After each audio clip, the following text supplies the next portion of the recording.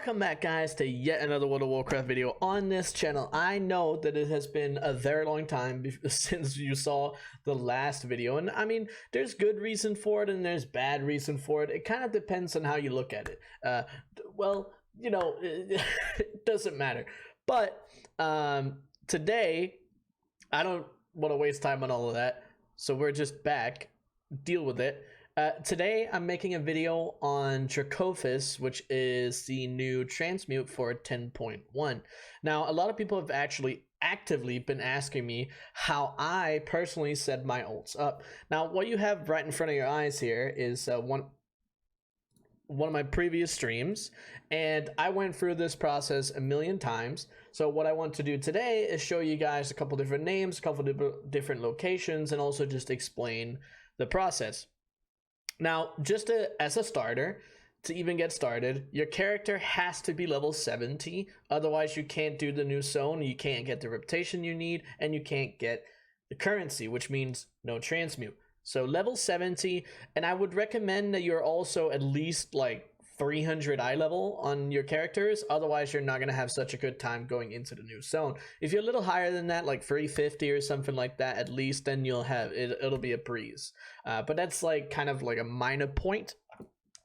Now, the first thing that you actually need to be aware of as something that you need to do is you need to log into your character, and automatically you're going to be getting a quest called Hidden Legacies. Now, this particular quest is a campaign quest, so it's hard to miss. If you don't have it, all you're going to have to do, as you can see right here, is get to the top tower in Veldraken and go over to the far end of that particular one. It's the same NPC that takes you to the Forbidden Reach, which is the previous zone that we had in 10.0.7.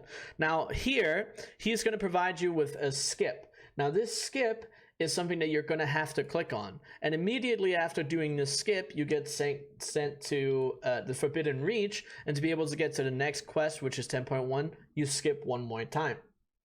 Now right after that's done, you get access to the quests that are going to take you to you know, down to 10.1, the 10.1 zone, Sarah Caverns. Now you do all of that and you complete the intro section, and you get there. The smart thing to do is making sure that you have alchemy already and you are at least leveled up to 25, because if you're not, then you're not going to be able to pick up the knowledge points that are accessible in the new zone, but also just because it's easier to already have that done when you're collecting for it. But you know, depending on how you want to do it, that's up to you. I personally always make sure that my ults, especially new ones, just have alchemy at 25 so I can collect it along the way. Now, after you're done doing all these intro quests, getting into the new zone, what you're going to be actively doing, we need to pass by over here a little bit. What you're actively going to be doing is you're going to be looking for the quest that gives bartering bricks, because as we talked about, you need 25 of them. Now, what I personally do is I complete 3 chapters of the campaign of Embers of Neltharion, because when you've done that, you actually are at Renown 3. Now, why do you need to be at Renown 3? Well, at Renown 3, you get access to all the bartering brick quests that you might be in need of to get to 25. Now, there's a couple different things that will potentially hold you back, and I'm trying to get to the point where we actually can show that here. It's a little further in. So when you do eventually get to Loam, there's a new event thing that you can do, and one of those events is called Sniff and Seekin. And basically what that is you go on a little adventure with Niffin, which is right here. And on these events, you can see here that you get 1 for free. You have the potential to get 4 bricks. Now, if you do not get 4 bricks from here, you still have a second shot after you've completed the 3rd chapter of the campaign, because you also get a quest called A Worthy Ally, which you can see I have laying right there. You get it right in the middle building. It's super easy to get, and you get it along the way of completing your chapter. So once you have that, you also get like a thing that you can open. It's similar to aiding the Accords, and you get another map, which gives you another chance to get 4 additional bricks if you didn't get them. Now, if both digs are unlucky, then you have to do something else to get bricks. And the only other thing that I feel like is reliable is farming ritual offerings. Now, if you don't know what ritual offerings are, the simple answer is they are treasures in a specific parts of the Sarlacc Caverns.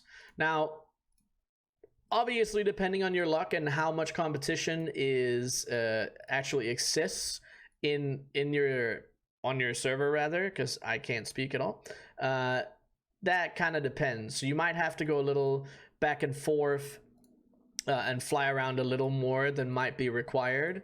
But if you get really lucky, ritual offerings aren't 100% on bartering bricks, which means that if you get unlucky, you have to wait till the next day. They are on a daily cooldown, so if you do not get it within 5, 6-ish ritual offerings, I think there's 5, 6, or 7. I don't remember the exact number. But if you don't get it on any of those, then you're going to have to wait until the next day. There is also a couple other treasures that can help you out. But usually I just wait till the next day because ritual offerings are easy to get. Now, after all of that is done, there are a couple more things that you need to do. And I know it's a little bit of a lengthy explanation, but that's because that's just how it is. What you're going to have to do is you complete one quest with Ponzo, and Ponzo is the vendor that sells the Ponzo cream for 25 bartering bricks that you actually buy the Dracothyst recipe for. He's also in Loam. Now, after you complete that quest and you are at Renown 3, you're going to be getting access to Bartering 101. Now, when you get that quest, what you're going to be able to do is you're going to go back to Veldraken, because this quest is going to give you 10. Now, at this point, if you got lucky on your first dig or your second dig or the treasures, you should be at 5 bartering bricks, okay? Because you get 1 bartering brick from Get Rich, which is the first quest from Ponzo that you get, and then you potentially get 4 from a dig, or the second one, or potentially 4 from treasures. Once that's done, you get another 10 from Bartering 101, which means you'll be at 15. Now, when that's done, you turn that in Veldraken, you actually get access to 2 new quests. Now, every week, depending on when you're watching this, those 2 quests might be different, but they're always going to give 5 bartering bricks each, okay? And those are the ones that I'm picking up right here. And this week, it's an engineering one, and it's a cooking one. And it's going to be different, but they're always going to be right at this one, right next to the work order system. This guy is going to give you 2 different quests that give 5 bricks each, which means you should be getting to 25. These two quests are going to be turn-ins that you can turn in Loam. It's going to be materials or some crafted items that you can buy off the auction house, or craft them yourself, farm them yourself, whatever you want to do. But that is all that you need to do to get to 25. Obviously, as the earlier mentioned parts, if you do get unlucky on your digs or you do get unlucky on your treasures, you're going to have to wait. That's the only thing that you can do. If you get unlucky, you have to wait until the next day where you can try treasures again. And ritual offerings in particular, just to give you guys an idea, I don't know if I can see it on this, over here. They're over here. And Handy Notes is one of the add-ons that can actually show you where all these treasures are. So if you're having trouble finding any of them, that will be where they are.